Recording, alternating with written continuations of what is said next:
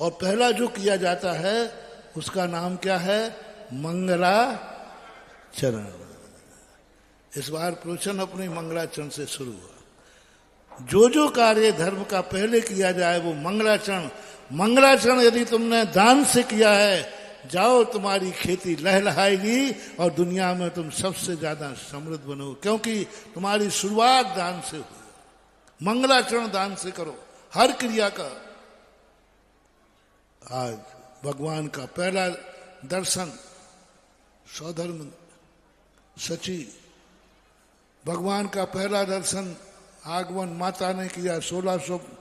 उनका व्यवहार देखो हर चीज के अंदर। ऐसे नहीं बरस गए 15 रत्नों, 15 महीने तक रत्न। आज महत्व देखो। किसी भी तीर्थंकर ने द्वारा आहार किए तो होंगे। हमारे पूज्य आचार्य श्री कहते हैं कहीं भी किसी तीर्थंकर का ये नहीं मिल रहा है कि भगवान एक बार ही आहार करते हैं। अनेक बार के आहार का उल्लेख उत्तर पुराण में मिला है, हरिवंश पुराण के अंदर मिला है, और ये मिला है कि किसी तीर्थंकरों के प्रथम आहार दान पर रत्न वृष्टि हुई, 5 आश्चर्य हुए, शेष पारणाओं पर नहीं हुए। शेष पारणाओं में नहीं हुए, पहली पारणा में हुए। और पहली पारणा में क्यों हुए? किसी भी तीर्थंकर ने और आहार लिए भी होंगे, कोई आगम में वर्णन नहीं मिलता। किसका मिलता है? प्रथम आहार। महावीर स्वामी का एक उत्तर पुराण में चंदना का आता है। बाकी कोई तीर्थंकर 1000 वर्ष तक ऋषभदेव मुनि रहे। 1 साल कम कर दो, दूसरा आहार कहां हुआ? कोई आगम में उल्लेख नहीं है। किसके यहां हुआ? कोई उसका मूल्य नहीं। देवताओं ने रत्न वृष्टि नहीं की। बोले क्या करना, अब तो लगा रहता है। और प्रथम जो आहार हुआ राजा श्रेयांश। आज करोड़ों सागरों के बाद भी राजा श्रेयांश अमर है।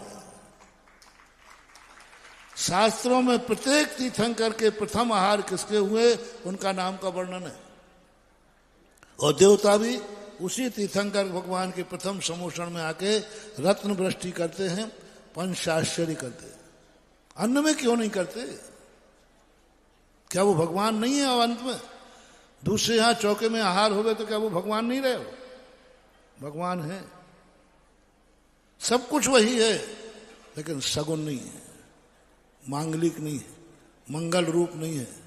बाकी सब ठीक है। आहार भी होगा, महाराज भी होंगे, पुण्यबंध भी होगा। पुण्यबंध नहीं होगा सो बात नहीं है, सब होगा। लेकिन एक मंगलाचरण होता है।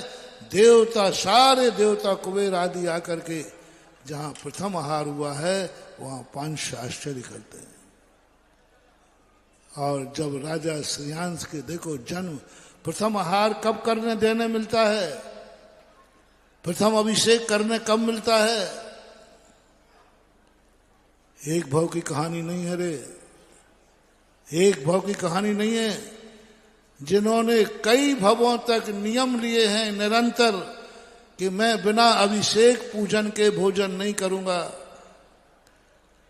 मुनिराज को आहार दिए बिना या देखे बिना भोजन नहीं करूंगा, मुनिराज की आहार की बेला को टाले बिना भोजन नहीं करूंगा, ऐसे 10-10 भव तक जो नियम पालन करते हैं, तब उन्हें एक बार सौधर्मेंद्र बन करके अभिषेक प्रथम करने का मौका मिलता है। राजा श्रेयांश का अतीत उठाओ, पूर्व भवों में उसने आहार दिए थे। पहला आहार नहीं दिए थे, नियम था कि देना है मुनिराज को आहार। और उस नियम का परिणाम है कि इस भव में साक्षात तीर्थंकर को आहार देने मिला। 10 भवों से सामान्य मुनियों को आहार दे रहा था। पूर्व भव में तो स्पष्ट उल्लेख मिलता है, सामान्य मुनि को आहार दिए थे। लेकिन सामान्य मुनि के आहार देने का बीज इतना फला कि आज साक्षात तीर्थंकर को भी आहार देने का मौका मिल गया। कैसे मिल गया प्रथम आहार? जन्म जन्मांतरों की कहानी है महानुभाव। कोई भी कार्य को प्रथम करने के लिए ऐसे नहीं मिल जाएगा। जब पहले लाइन में लगो, पहले बिना प्रथम अभिषेक के नियम लो, एक दिन लाइन में लगते लगते लगते तुम्हें ऐसा मौका आएगा कि तुम्हारे से लाइन शुरू होगी, तुम आगे होगे, उसके पीछे लाइन शुरू होगी। लेकिन उसी को जिसने पहले लाइन में लगा है, पहले अनुशासन का पालन किया है, पहले तो कहा कि हम पहले मिले चाहे बाद में मिले, मुझे तो अभिषेक करना है, फिर ऐसा मौका आकर के कितने दिन हो गए भगवान को घूमे हुए, 180 दिन से ऊपर हो गए। प्रतिदिन भगवान घूम रहे हैं, नगरों नगरों जा रहे हैं, कोई पुण्यात्मा नहीं।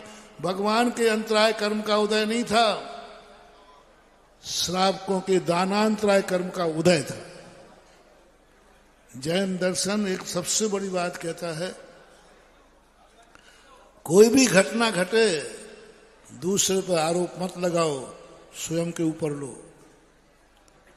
तुम्हें मान नहीं मिला, इसमें गलती किसकी है, दूसरे की मत कहो, हमारा खुद कर्म का उदय था।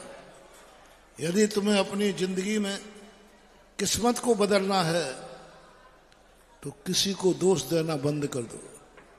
और तुम्हारी 1% गलती नहीं है, सामने वाले की 100% गलती है।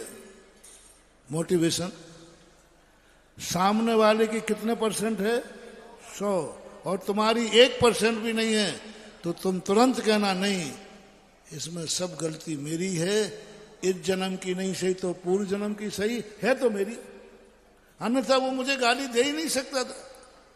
मैंने कभी पूर्व जन्म में किसी को गाली दी थी, मैंने किसी का अपमान किया था, इसलिए उसने अपमान किया, बस तुम इतना, तुम्हारा अभी बिल्कुल भी गलती नहीं है, तो भी तुम अपनी गलती को स्वीकार कर लेना,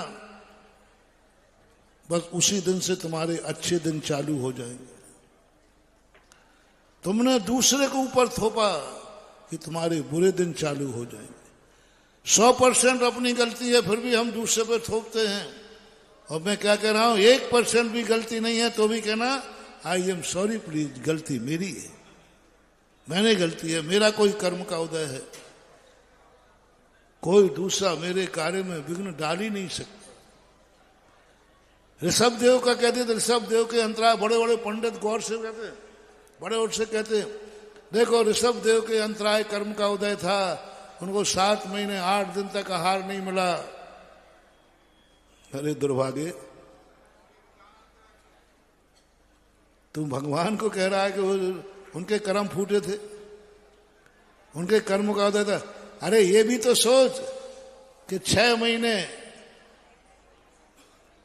महीने तक तुम श्रावकों के अंतराय कर्म का उदय था, जो भगवान को आहार नहीं मिला।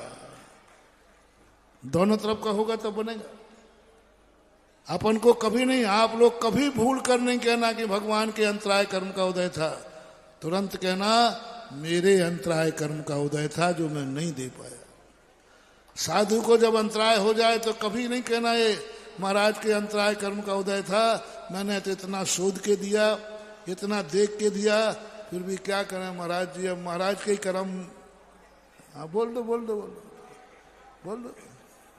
तुम तो नीमू नारायण शुद्ध हो ना, सुबह से देख रहे हो, परिवार देख रहा है, ब्रह्मचारी देख रहे हैं, ब्रह्मचारिणियां देख रही हैं, अब इसके बाद भी अंतराय आ जाए महाराज तो महाराज ही के कर्म फूटा है, और क्या करें बताओ। स्वप्न में भी मत कहना महानुभाव, कितना भी देख के दिया हो, हमेशा एक ही कहना मेरे पाप कर्म का उदय था, मेरी आंखें फूटी थी जो मुझे ये बाल नहीं दिखा। अपने ऊपर लेना, कभी स्वप्न में भी नहीं, महाराज का हो ही नहीं सकता, महाराज तपस्वी है, इनके कहां के अंतराय कर्म के उदय आएंगे, आ ही नहीं सकता। महाराज के अंतराय कर्म का उदय हो ही नहीं सकता। भाई शास्त्रों में लिखा है, अरे सवाल ही नहीं उठता, अंतराय कर्म तो हमारा है, ये तुम्हें सोचना है।